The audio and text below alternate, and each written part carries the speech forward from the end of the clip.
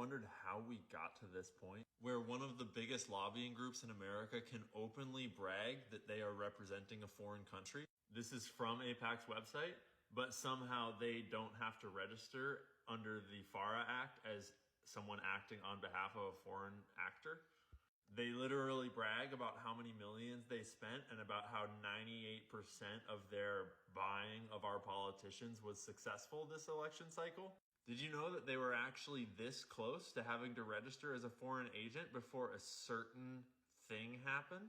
Here, I'll show you, and I'll show you where you can find all these primary sources too. So if you go to this URL right here, israellobby.org/AZCDOJ, it's a history of when AIPAC almost had to register as a foreign agent. And back then, they were known as the American Zionist Council. Right there, the American Zionist Council. Well, it turns out that President John F. Kennedy was about to force them to register under FARA. And this is a history of all of the original documents that pertain to the legal case. And when you click on any of these links, it'll take you to original archived sources of the actual documents from the actual testimonies that you can read. Even cool little snippets like this that say federal lawyers are near a decision on whether to require the AZC to register as an agent of the Israeli government. And back in June and July of 1963, the federal government was nearing a decision requiring the American Zionist Council registering as an agent of the Israeli government. Americans of whatever faith believe firmly that America is their country and America alone. The Zionist lawyer, Mr. Lenvin, advised that public registration would be injurious to the American Zionist Council. You might notice that the Honorable Donald Rumsfeld was involved. And as 1963 went on, it all heated up. And by October of 1963, they were saying things like forms are enclosed for the use of the American Zionist Council in registering under the Foreign Agents Registration Act. But then what happened in November of 1963?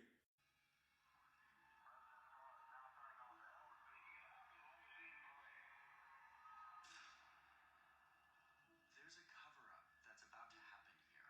The president who was spearheading the whole thing just suddenly wasn't there anymore. And to be clear, I would never infer that Israel had anything to do with that whole thing. I'm just saying it was really convenient timing that it happened to turn out that way. And then in December of 1963, we get this document. As you know, our client is not prepared to register as an agent of foreign principal or to concede that it is subject to the registration requirement. December 11th, 1963. And to this day, the single most influential big money group in Democratic electoral politics is not registered as a foreign actor. Although the U.S. Justice Department clearly states that FARA requires the registration of anyone that represents the interests of the foreign principal before any agency or official of the U.S. government. All the rest of that also applies. That's just the most obvious statement. Because if they were registered under FARA, they would have to disclose where all the money's coming from. And they don't want to. So they just don't. And that's how we wind up with screens like this. And with AIPAC openly bragging on the internet about how they pay to get candidates to win, despite their policies being clearly unpopular with regular people in America. And that's why it's so important that we stop China from subverting our democracy by controlling what we see on our social media apps.